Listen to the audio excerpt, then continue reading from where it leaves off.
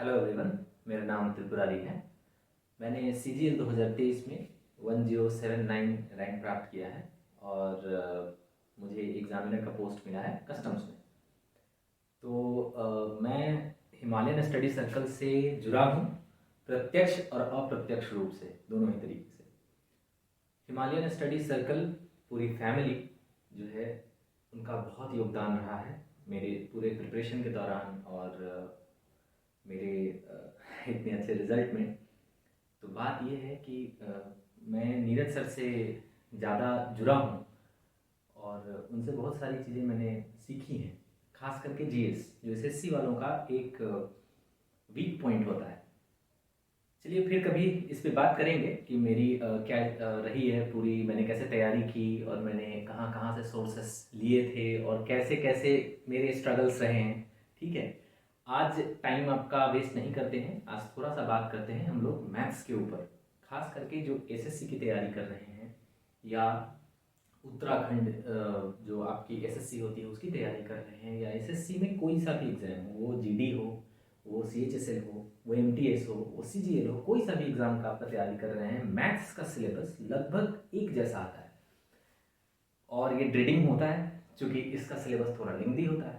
तो बात यह है कि आप अपनी स्ट्रेटेजी कैसे बनाएं, आप मैथ्स को किस तरीके से निपटाएं, उसके लिए सबसे इम्पोर्टेंट चीज़ है कि आपको सिलेबस पता होना चाहिए कि हमें किस किस सिलेबस से कैसे कैसे गुजरना है। उस संदर्भ में आज हम लोग बात करेंगे। मैंने एक CGL का सिलेबस लिया है जिसको मैंने अलग अलग स्लैब्स में बांट दिया है। मैं भी अभी आपको दिख रहा होगा यहाँ पे।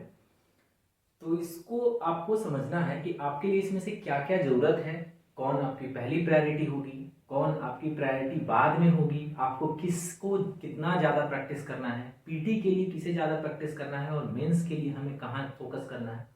ठीक है, तो इन सब चीज़ों को और जैसे मान के चलते हैं कि अभी CHSL वालों को है या फिर GD वालों को है, तो वो अपने हिसाब से कहाँ पे एडजस्ट कर सकते हैं ताकि उनका मैथमेटिक्स जो है वो एक सही पॉइंट पे जाए। क्योंकि हमारे पास जो भी टाइम होता है वो लिमिटेड होता है और लिमिटेड टाइम में अगर आपको मैक्सिमम आउटपुट देना है तो आपको थोड़ा सा स्ट्रेटेजी सही रखना होगा, है ना।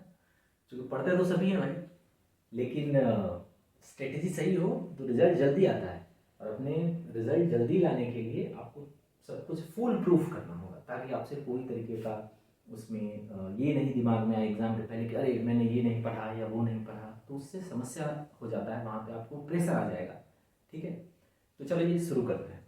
पहला पॉइंट जो इसमें आपको जानना है वो है, मैंने फर्स्ट स्लैब बनाया है एक, ये दो है, ये तीसरा है, ये फोर्थ है, ये फिफ्थ है, ये सिक्स्थ है। ये बताऊंगा क्यों चेंज है। पहले स्लैब में हम लोग बात करते हैं जिसमें percentage, ratio proportion, partnership, mixture, average और प्रॉफिट लॉस। तो 1 2 3 4 5 6 ये 6 हो गए।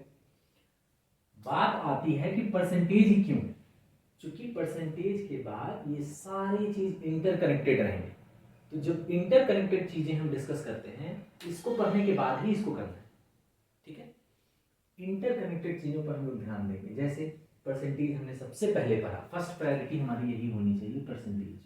ठीक है, उसके बाद हमने शुरू किया रेशियो प्रोपोर्शन, उसको निपटाया, फिर पार्टनरशिप किया, मिक्सचर किया, एवरेज किया और प्रॉफिट लॉस किया। आप देखिएगा कि इतनी चीजों में आपका लगभग एक सा चीज चल रहा है। जब एक सा चीज आ रहा होगा तो चीजें आसान होगी। आपका रेशियो प्रोपोर्शन करने के लिए आपका परसेंटेज अच्छा होता चला जाएगा। आप पार्टनरशिप में आओगे फिर भी इसको रिवाइज करना पड़ेगा। तो ये वाला पार्ट एक बड़ा चंक होता है जो लगभग सभी एग्जाम में एक जैसा पूछा जाता है। तो ध्यान ये देना है कि हमें कहाँ कहाँ बड़ा चंक मिल रहा है और कहाँ कहाँ से हमें इसको करना है ताकि हम सही तरीके से इसको कर सकें। ठीक है, अब दूसरे पार्ट में जब इतने पे हमारा कॉन्फिडेंस बढ़ेगा, हम इसका क्वेश्चन कर रहे होंगे, उसके बाद हम लोग बढ़ेंगे सेकेंड स्लैब में जो कि हमारा टाइम एंड वर्क का क्वेश्चन है, जो इससे थोड़ा सा आपको इसमें मेहनत करना पड़ेगा अधिक। इसको समझना होगा एक बार, टाइम एंड वर्क को एक बार समझ जाओ और आप क्वेश्चन करते जाओ, आपका कॉन्सेप्ट क्लियर होता जाएगा। ठीक है, उसका टाइम एंड वर्क है, फिर टाइम स्पीड एंड डिस्टेंस है, इसके साथ साथ करने का है। उसके बाद सिंपल एंड कंपाउंड इंटरेस्ट है। ये एक ऐसा पार्ट है जिसको हम लोग बोलते हैं कि अगर अगर आपके पास टाइम शुरुआत में नहीं है तो इसका बेसिक्स करके चले जाइए, फिर आप इसका एडवांस पार्ट भी करिए, क्योंकि इसमें थोड़ा कैलकुलेशन अधिक होता है। ठीक है, अब बात करते हैं स्टैटिक्स और डीआई की। ये आपका बहुत सारे एग्जाम में मेंस पर्पस के लिए होता है। स्टैटिक्स डीआई जनरली पीटी में बहुत जगह नहीं पूछते हैं, छोटा मोटा क्वेश्चन पूछ लेंगे। तो जब छोटा मोटा क्वेश्चन पूछते हैं तो वो नहीं छूटना चाहिए। वैसे क्वेश्चंस तो बिल्कुल नहीं छूटने चाहिए जो सारे बच्चे करके आए और आपका छूट जाए, है ना। तो ये ऐसा प्रयास करेंगे कि हमारा स्टैटिक्स डीआई पे इतना पकड़ हो कि लगभग हम जो उसका नॉर्मल क्वेश्चन आता है वो हम जरूर कर जाएं। ठीक है, अब आते हैं तीसरे स्लैब में। तीसरे स्लैब में जरूरत पड़ेगी थोड़ा सा ब्रेन अप्लाई करने का, क्योंकि नंबर सिस्टम जो है ना, पूरा का पूरा मैथमेटिक्स जिसको अरिथमेटिक बोलते हैं, वो गेम है नंबर्स का। ठीक है, आप इस गेम को समझिए। यहाँ तक आप जब ये कर लेंगे तो आपका ब्रेन पिकअप करेगा कि नंबर्स के साथ कैसे खेलते हैं।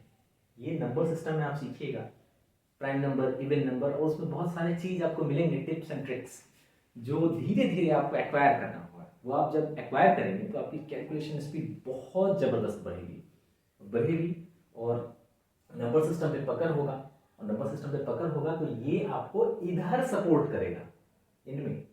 इसलिए मैंने इसको थर्ड चंक रखा है, ताकि बाद में टिप्स एंड ट्रिक्स करके और इधर से इधर को और मजबूत बनाया जाए, इनका कैलकुलेशन स्पीड कमा दिया जाए। दैट्स इट, यही तो हम कर रहे हैं। ठीक है, तो ये रही नंबर सिस्टम की बात। उसके बाद बात करते हैं LCM and HCF. LCM and HCF जो है वो इसके साथ इजीली अटैच होकर चलेगा। तब बात होगी अलजेब्रा की। जब आपका नंबर सिस्टम हो चुका है, इधर वाला पोर्शन हो चुका है, तो थोड़ा सा आप अपग्रेडेड हो चुके हैं, ये मानना है।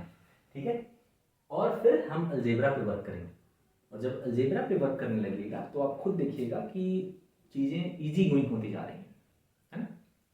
उसके बाद बात करते हैं सर्ट्स एंड इंडाइसेस। ये लगभग इसी का पार्ट है, इसके साथ साथ इसको करते जाएंगे, सर्ट्स एंड इंडेक्स को। ठीक है, अब आते हैं कि फिफ्थ चैप्टर में मैंने ट्रिग्नोमेट्री, हाइट एंड डिस्टेंस रखा है। मैं बताऊंगा कि इसको मैं फिफ्थ में क्यों रखा हूँ, ये प्रायोरिटी बाद में क्यों है, ये पहले क्यों है। देखिए, ये 3 पार्ट कर लेने के बाद आपका 60% चीज पीटी की बेसिस से अच्छा हो जाएगा, है ना। तो अब बात करेंगे कि एडवांस्ड कैसे करें। एडवांस्ड के लिए सबसे पहला फोकस मेरा कहाँ होना चाहिए, तो वो ज्योमेट्री मेंसुरेशन पे होना चाहिए। एक बहुत बड़ा चंक है, और ज्योमेट्री मेंसुरेशन में मजा भी बहुत आता है। जो छोटी बेसिक ज्योमेट्री है वो हम निश्चित करेंगे और निश्चित करके जाएंगे, तो जल्दी से अगर इसको हम निपटा लेते हैं तो ये पार्ट मेरे हो सकता है बाद में चलकर। ये बहुत इंपॉर्टेंट है कि यहाँ की ज्योमेट्री और साथ में मेंसुरेशन 2D 3D आपने बहुत सारी पढ़ रखी होगी, उसके बारे में मैं बाद में फिर से वीडियो बनाऊंगा। मतलब इसका जैसे जैसे स्टडी सर्कल आगे गाइडेंस देती है उस हिसाब से मैं बताऊंगा आपको कि इसकी क्या स्ट्रेटजी होनी चाहिए। बाद बाकी आप पढ़ रहे हो तो इसमें ज्योमेट्री में और मेंसुरेशन में छोटी छोटी बहुत सारी बातें हैं। तो जब ये बात आप एक बार सीखना स्टार्ट करोगे फिर उसका रिवीजन आपका ज़रूरी है। हाँ, तो रिवीजन के लिए क्या करना है, पहले तो पढ़ लेना है चीज़ों को, सिलेबस कंप्लीट ही हो जाना चाहिए। सिलेबस कंप्लीट होगा उसके बाद हम उसका रिवीजन करेंगे और रेगुलर रिवीजन करेंगे। ठीक है, तो ये काम हम करते रहेंगे। अब बात करते हैं कि मैंने इसको फिफ्थ चंक क्यों कहा है। खास करके सीजीएल मेंस के लिए ये ट्रिगोनोमेट्री और हाइट एंड डिस्टेंस काम आता है। तो ट्रिगोनोमेट्री थोड़ी बहुत इंटर लेवल की पूछते हैं, ये 10+2 लेवल की, क्योंकि हमने 3 आइडेंटिटी पर रखी होगी 10th तक, लेकिन उतनी काम नहीं आती, काम आती है उससे हाई लेवल की।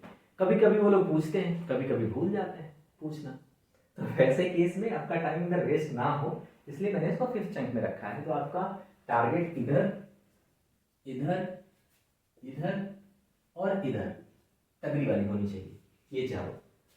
उसके बाद आप अपने आप को बूस्टअप करके रख चुके हो इतने 4 चंक्स में, तब आप इस पे लगो, ट्रिगोनोमेट्री पे करो, इसको करना स्टार्ट करो। देखो, करना तो सभी है, आज करो कल करो जब भी करो, करना है। ये चीज़ मान के चलो। पहली बात, अगर तुमने, हमारे यहाँ एक कहावत है कि ओखल में सिर दिया तो फिर मूसल से क्या डरना। ठीक है, तो ये आपको करना पड़ेगा। अगर आपने सोच रखा है कि मुझे गवर्नमेंट एग्जाम करने हैं, तैयारी करना है, मुझे मैथ्स में अच्छे मार्क्स लाने हैं, और मैथ्स स्कोरिंग होता है, 1 नंबर भी नहीं करता है, तो आपको अगर ये चीज़ें करनी है तो आपको डरना नहीं है, आपको स्ट्रेटेजी से काम करना है कि कैसे कैसे हम चलें और कैसे कैसे प्रैक्टिस करें तो हमारा होता जाएगा। ठीक है, अब जब ट्रिगोनोमेट्री हाइट एंड डिस्टेंस हम कर चुके होंगे तब तीन चीज़ें और बहुत सारी नई चीज़ें जुड़ेंगी इसके साथ, जैसे कोऑर्डिनेट ज्योमेट्री।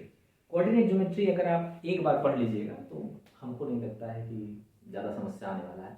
कोऑर्डिनेट ज्योमेट्री बहुत ईजी होता है और जनरली इसमें कुछ फॉर्मूले होते हैं जिस पे क्वेश्चंस पूछते हैं, वो एडवांस्ड कुछ नहीं पूछते हैं वैसा, तो ये हो जाएगा। तो ये फिर भी लास्ट में करना है। उसके बाद है परम्यूटेशन, कॉम्बिनेशन एंड प्रोबेबिलिटी। बात ये है कि जब परम्यूटेशन कॉम्बिनेशन पढ़ते हैं उसके बाद ही आप प्रोबेबिलिटी पढ़ सकते हैं। ये थोड़ा सा अच्छा पूछा जा रहा है अब, लेकिन मेंस में, पीटी में आपको ज़्यादा खास इससे फर्क नहीं पड़ेगा। तो मेंस के लिए और ये जो जीडी या एमटीएस उसमें अभी उतना नहीं पूछते हैं, फिर भी बेसिक इसका हमको करना है, लेकिन लास्ट में क्योंकि इतना कर लेंगे, ये और ये कर लेंगे तो मेरा मैक्सिमम चंक पूरा हो जाएगा। तो ये हमको लास्ट में करना है, ये वाला चीज़। अब रह गई बात कि ये तो आपकी स्ट्रेटेजी हो गई कि मुझे कैसे घूमना है, ऐसे यूं, ठीक है। अब बात ये होती है कि कुछ चीज़ जो मैंने नहीं बोली है शुरू में, वो है जो आपके ऊपर रहेगी अब, वो है आपका कैलकुलेशन ट्रिक्स। ठीक है, बात ये है कि कैलकुलेशन ट्रिक्स जो है इसके लिए कोई भी क्लास नहीं होती भाई। कैलकुलेशन ट्रिक्स के लिए आपको खुद करना पड़ेगा। आप जैसे जैसे करोगे ना आपका कैलकुलेशन स्पीड बढ़ता जाएगा, बहुत सारी चीज़ें आपको मिलेंगी, है ना। जैसे एक ध्यान से सुनना मेरी बात को, आपने पोएम याद कर रखा होगा नर्सरी में, राइम्स, ठीक है। जैसे कुछ भी राइम्स आपने जो भी याद रखा होगा, कुछ कविताएं याद करी होंगी। क्या आपको अभी वो कविताएं मैं बोलूँ कि वो बताओ आप, तो आप कितनी जल्दी बता दोगे, है ना। तो यही चीज़ होती है कि जब आप सिलेबस कंप्लीट कर लोगे तो ये चीज़ आपका ऑटोमेटिकली होता चला जाएगा, वो इजी लगने लगेगा कि हाँ कैलकुलेशन ऐसे नहीं ऐसे करना है, ऐसे मुझे अच्छा लग रहा है, ऐसे कैलकुलेशन होने से मेरा बन रहा है, ठीक है। तो ये रहा कैलकुलेशन ट्रिक। इसके साथ साथ कुछ चीज़ और है, जैसे जो चीज़ छूट गई है, जो थोड़ी बहुत आपको करनी पड़ेगी, वो है कि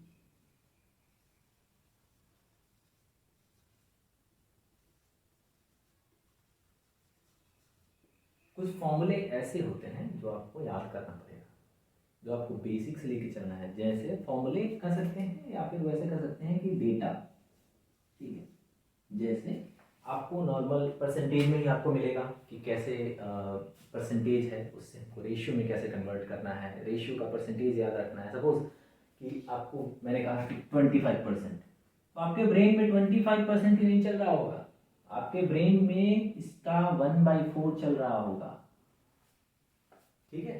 तो ये सब चीज़ें आपको देखनी पड़ेगी। अब 25% के बाद अगर मैं कहता हूँ कि 1/4 नहीं, मैंने दिया, आप समझ लोगे जैसे 3/4 है, तो आप इसको कह सकते हो 3 इंटू 1/4, राइट। और 1/4 आपको पता है 25%, तो 25 मल्टीप्लाइड बाई 3 कितना होगा, ये 75%। तो आपका ब्रेन अगर ये कह रहा है कि 25% I remember that it is 1/4, तो आप इजीली कर लोगे भाई, 3 इंटू 1/4, ब्रेन कैलकुलेट करेगा, आपका स्पीड कमेगा, तो सॉरी स्पीड बढ़ेगा, ठीक है। स्पीड बढ़ेगा तो कैलकुलेशन अच्छी हो जाएगी आपकी, कैलकुलेशन अच्छी हो जाएगी तो ऑब्वियसली आपका टाइम कंज्यूम कम होगा, टाइम कंज्यूम कम होगा, मार्क्स अच्छे आएंगे, ज़्यादा क्वेश्चन आप अटेंड कर पाएंगे, है ना। क्वेश्चन अटेंड करना है। और बात ये है कि ये तो मैंने स्ट्रेटजी बताई भाई, अब इसके साथ क्वेश्चन लगाते जाना है साथ साथ में। मैंने एक चैप्टर करा, फिर सेकेंड चैप्टर करा, ठीक है। तो ऐसा नहीं कि बस करते जा रहे हैं और क्लास में सुन रहे हैं और उसके बाद क्वेश्चन नहीं कर रहे। Question practice is a must thing for mathematics, right. तो आपको करते जाना है क्वेश्चन प्रैक्टिस डेली, सही है ना। ये चंक इसलिए ही दिया गया था कि इसका क्वेश्चन प्रैक्टिस के साथ साथ फिर मिक्स इसका क्वेश्चन प्रैक्टिस होगा, तो इसके साथ परसेंटेज आपका रिवाइज होता रहेगा। पार्टनरशिप अगर आप जब करने आएंगे तो रेशियो प्रोपोर्शन परसेंटेज साथ में रिवाइज होगा। अगर नहीं रिवाइज हो रहा है तो आप छोटा छोटा पार्ट टेस्ट देना स्टार्ट करो, जिसमें परसेंटेज का टेस्ट हो, रेशियो प्रोपोर्शन का टेस्ट हो, पार्टनरशिप का टेस्ट हो, जो पार्ट वाइज चल रहा है। अब एक बात और, लोगों को लगता है कि मैंने पढ़ना शुरू किया और मेरे मार्क्स नहीं बढ़ रहे हैं, को वेट करना पड़ेगा। ठीक है, कोई भी चीज़ ग्रेजुअली होती है। ठीक है, तो जब ग्रेजुअल डेवलपमेंट होता है ना, वो आपको बहुत दिनों तक रहेगा, आपके पास शाश्वत रहेगा वो। ठीक है, तो ऐसा नहीं, घबराना नहीं है, इसमें बहुत पेशेंस रखना होगा आपको कि मैं धीरे धीरे धीरे धीरे करके चीज़ों को बढ़ाऊँगा और मेरे मार्क्स बढ़ेंगे। आप आज पढ़ रहे हो, आप बोलोगे कि आफ्टर 15 डेज मेरे मार्क्स बढ़ रहे हैं, no, not necessarily it is true. हो सकता है कि 3 महीने बाद आपके मार्क्स बढ़ने लगें। 3 महीने कब तक आपको जम के पढ़ना पड़ेगा, आपको सिलेबस पे फोकस करके करना पड़ेगा, आपको क्वेश्चंस करने पड़ेंगे। बहुत बहुत बच्चे बहुत बहुत क्वेश्चन करते हैं, आपको ध्यान देना है कि क्वेश्चन कर रहे हैं या टेस्ट दे रहे हैं तो उसका एनालिसिस हो रहा है कि नहीं, है ना। तो फिर इस पर चलिए हम फिर बात करेंगे कि टेस्ट को कैसे अटेम्प्ट करना है, उसका एनालिसिस कैसे करना है, उसको कैसे कैसे लिखना है, इस पर बात करेंगे। लेकिन मैथ्स की स्ट्रेटजी आपकी यही रहेगी, और हिसाब से देखा जाए तो आपका सिलेबस यही है, मिला जुला के जितने भी आप एग्जाम्स दे रहे हो उसका सिलेबस यही है। तो इसको आप करिए और याद रखिए कि आपको मेहनत आपको करना है और एग्ज़ाम आपका है, आपको ही करना है। मेरे बारे में अगर बात करेंगे तो शुरू में मेरे मार्क्स नहीं आते थे, है ना, जबकि मैं इंजीनियरिंग स्ट्रीम का हूँ। क्वेश्चन सारे बन जाते थे, स्पीड नहीं था, तो मैंने शुरू किया कि भाई पहले सिलेबस इनका कंप्लीट करो, फिर बात करेंगे कि उसका स्पीड क्यों नहीं बढ़ रहा है, या फिर क्वेश्चन मैं कैसे ज़्यादा अटेम्प्ट कर सकूँ। वो सब चीज़ें स्ट्रेटजी बाद में, पहले बेसिक चीज़, है ना, जो रोटी दाल खाते हैं वो पहले होना चाहिए, बाद में देखेंगे कि उसमें कितनी चटनी आ रही है और कितना अचार आ रहा है और दूसरा चीज़ जो भी आ रहा है, मिठाई वगैरह बाहर से आ रहा है, वो बाद में देखेंगे। तो पहले आपको बेसिक बेसिक चीज़ करो और हो जाएगा। मतलब दिमाग में बैठा के चलो पहले से कि हो जाएगा, करूँगा तो हो जाएगा या करूँगी तो हो जाएगा। ठीक है, तो आज के सेशन को यहीं तक रखते हैं, ज़्यादा लंबा नहीं करते हैं सेशन। फिर सब्सिक्वेंट मैं वीडियोस डालता रहूँगा, और अभी तो आप लोगों का अच्छा हो और बढ़िया से आप लोग पढ़ते रहें, स्वस्थ रहें और सिलेबस पे लगिए। बाद बाकी हम लोग चीज़ आगे आगे थोड़ा थोड़ा मैं बताता रहूँगा जैसे जैसे मुझे टाइम मिलता है, और स्टडी सर्कल जैसा गाइड करती है उस हिसाब से आप चलिए, रहेगा और मेरा भी सपोर्ट बहुत सारा रहेगा। तो ओके, और wish you all the best, good luck, bye bye.